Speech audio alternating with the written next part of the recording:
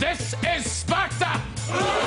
On the show tonight, the star of 300, top music, acting royalty, and a cute little doggy.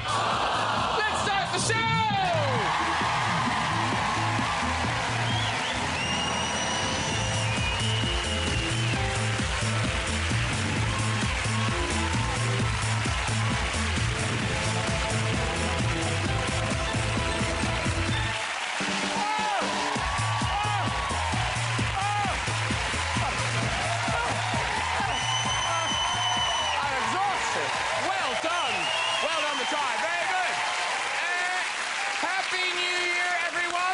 First show of 2012, and what a show it's going to be. Hollywood hunk Gerard Butler is here. Sherlock star Norton is here. Yes. Doctor Who assistant Karen Gillan is on the show. Musical superstar Noel Gallagher is here. And I wasn't lying. The star of the new silent movie, The Artist, Uggy the dog, is here. Oh, look at Uggy. Oh, Uggy, living the film star life. That's him on the red carpet at the premiere. Oh, here he is partying afterwards. Whoa! Very excited to be meeting Gerard Butler, star of the hit film... yes. Star of the hit film 300. You know. Oh, look at that. A Greek man stripped to the waist, always erotic. Well, nearly always. Imagine 300 of them. Whoa. Martin Freeman's joining me. Yes, he is. Oh. Martin currently appearing as Dr. Watson in the brilliant new series of Sherlock. You watching that? Fantastic. Now, the next episode is based on the Hound of the Baskervilles. Yeah, a terrifying dog that ate 2 of the Baskerville family. Yeah. Oh, I could not eat another Baskerville. The first episode was action-packed, ladies and gentlemen. Holmes and Watson had to deal with a robbery in Baker Street, a heist in Westminster, and even a snatch in Belgravia. Let's get some guests on! Later we'll be having music and chat with Noel Gallagher.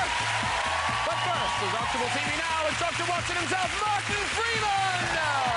Woo! Gorgeous! You're very welcome, sir. Have your seat. There you go. She made a big splash as Amy Bond. It's Karen Gillan! Oh! Beautiful! Hello, my darling. Sit yourself down, Karen Gillan. And at last, I've got my very own butler. It's Gerard Butler!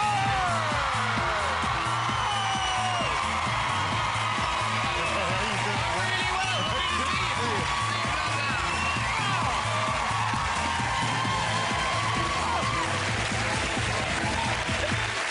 There you go. Oh, Happy New Year, all. Happy New Year.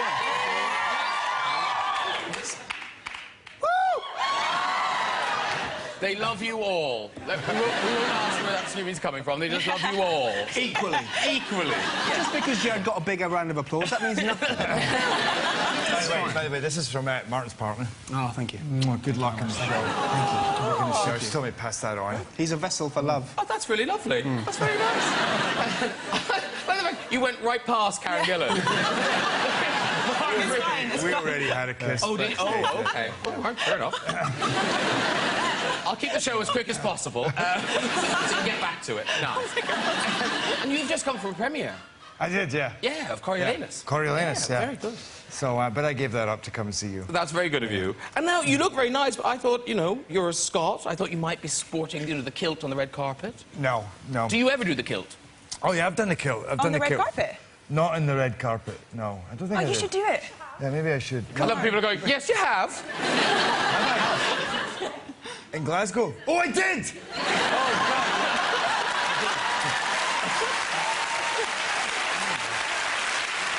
Hey, you want to answer these questions for me? By the way, this lady here, I mean, basically, did you move to America? She's from Scotland, but just goes wherever I go to support. That lady there with the glass. The lady with the know the answers Nice. better than I do. So Okay. if I'm saying anything wrong, you'll keep me in line. Apparently she will. Yeah. Minutes into the show. Yes, you have! So I wore a kilt at my sister's wedding, though, in Paisley, Scotland, and I had to go up and do a reading. And my mother and the family were in the front row. And of course, as you know, in Scotland, there's a certain rule to wearing the kilts. And, you know, I'm sitting like this, and I look, and everybody's kneeling forward, you know, at the podium. And my mum is looking at me, and she's doing this, and she's going. I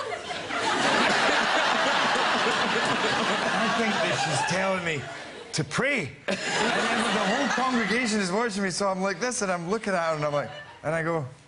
Like this. And she's like. And then I realise that everybody is staring right up. Oh. So I'm like this, and I go. And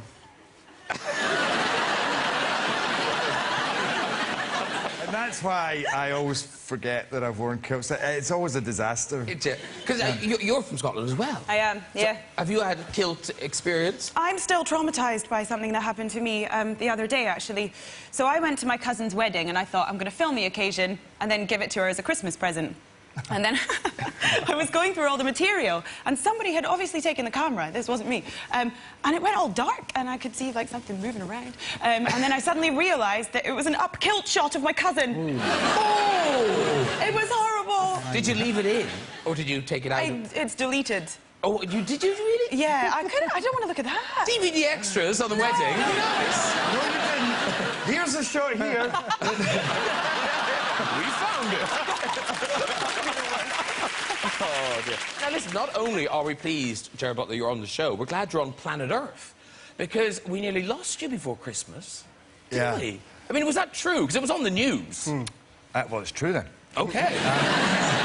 Actually, this is one of the few times that reports maybe were not exaggerated. No, it was a pretty close call. I mean, the movie that I'm making is about big surf.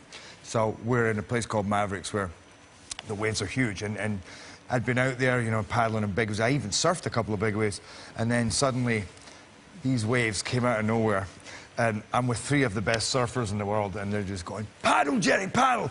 And I'm paddling on my board as it just, this wave spread across the skylight, and it came, it was about 30 feet high, and just dived in, and it took me. And I was under, and I'm thinking, you get to that stage where you're like, oh, I gotta get up. I ripped my leash off, so I knew there was nothing to pull me up. I'm just tumbling, going. And I'm thinking, all right, I need to get up. And then I felt the next wave go, and it all started all over again. Oh, and I'm my like, God. Wow. I'm like, I can't believe this has happened. There's a whole film. All I could think was, there's a whole film crew up there, and they're going. Can I just ask a question? I'm interested. How long did it feel like you were under? Because, you know, when people say, you know, your life rushes before you and just time changes, how long did it feel like you were under? Well, I've had a few hairy experiences in training for this movie because it's about big wave riding, so I think I've got out of my depth a couple of times. Sometimes you're only under for 10, 15 seconds, but you feel like you're under for 2 minutes. But this, I was under for almost a minute. Jesus, really? Anyway, oh my God, I'm reliving this right now. Yeah, no, terrible. Let's move on. A bad thing. Audience going, why is he telling us this story? This isn't chat show gold. Now, Gerard, I think I've done very well to hold off till now. Let's talk about your body. Because... is that you now? Is that you surfing now? No, I don't know where that is, actually. All right. Is that a kilt? Do we know where it is? Oh, yeah. Hawaii. It's Hawaii. Seriously? Yeah. Is this serious? Yeah. Really? I thought it was Hawaii. Wow. You were there. You probably took the photo. So it was Hawaii. But that was 300 the first time that you seriously kind of did the bodybuilding and everything. No, I did it for Tomb Raider. Of course, that was first, wasn't it? Yeah, it was then. But without a doubt, that's the movie where I kind of went a little crazy, you know, and it became... I mean, I was training 6 hours a day when I did 300, and it was... You know, I was pumping, you know, and I would have a trolley of weights round, and it just, you know, between each take, you know, because it actually, in all seriousness, really helped me get into the intensity of the character, because I noticed in another movie I had done half a Beowulf, where it was a Viking movie, and I'd done half of it on weights and half of it not, and I could so see a difference with, you know, the aggression, the testosterone, I guess, the testosterone, actually, yeah, that's in the character when at the period when I wasn't. Because in Love Actually, Martin, you had to get your kid off. You were a porn double. Well, I must say this. I'm going to say this for Richard Curtis's sake. I wasn't meant to be a porn double. I was meant to be like a double on the set of something like an Eyes Wide Shut, sort of high-end, legit movie, but with a bit of shagging in it. Yeah. Oh, I see. But did you feel the pressure to kind of... Yes, I got a one-pack. Richard was strict with me about that. I came in with an 8-pack, and he said, it's got to go. You've got to look more normal. Got to look more approachable. So, no, it would have been silly for me to have played like a nice, likeable bloke with, you know, with Gerard's physique. Yes. Not that I probably wouldn't have got Gerard's physique, because I don't think I have that same commitment. No. I don't think I have that. And I take my hat off to that. And in between movies, when you don't have to look like that, do you let it go? It depends what I have coming up next, you know, and I always try and keep in some kind of condition, because I train, when I train again, it's very intense. Yes. You know, especially if you're playing a role like Leonidas, and sometimes you let go as intensely. And have you ever kind of, you know, met a nice lady and sort of got home and you've taken some clothes off and she's gone, are you the Gerard Butler that was in 300? It's happened many times. Oh, no, really?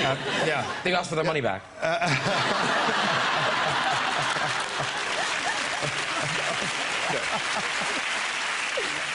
No, but guys used to come up to me and say, you know, listen, it's hard. I watch that movie and you have that body, and it's hard for me when I have, you know, I have a girlfriend, I don't have a body like that, and I'm thinking, I don't have a body like that, and I am that guy. So, you know, suddenly you see yourself by a swimming pool, and you know, you're not looking at your best, and you literally, this is what happens. You see people going, oh, there's Gerard.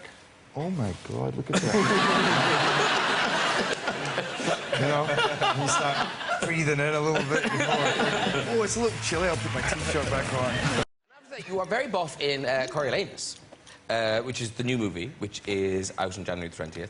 That's not me. No, that's Ray Fiennes. You're the other name. Oh, yes. And it's Shakespeare, but it's a very accessible kind of telling of the story, isn't it? Yeah. Yeah, I mean, it's modern day. It's actually, we filmed it in Serbia, which seemed very appropriate. And yeah, that's what I loved about it. I read it and I thought, this is, I mean, it's Shakespeare, but it's very easy to understand, and it was actually shot by the DP that shot Hurt Locker, and that's how it feels. It's kind of like a Shakespearean Hurt Locker. There's like a lot of incredible battle sequences in it, but then a lot of political manipulation and incredible intimacy as well. And it was a great... Actually, it's the first role I ever had. First professional engagement I ever had as an actor was in Coriolanus. And so it's kind of come full circle that I was sent this script by Rafe and had a chance to be in it again at a different level. And also, I think people kind of worried Shakespeare it'll be quite slow, but it's the pacing on it's fantastic. It's yeah. really... You saw it, yeah. No, it's turned out really well, which I can't say for all my movies, but I'm very happy how it turned out. It's a very powerful piece. Well, listen, the clip we're going to show is basically you and Ray Fiennes in one of your fights, and they're really intense, kind of proper fights. So here we go.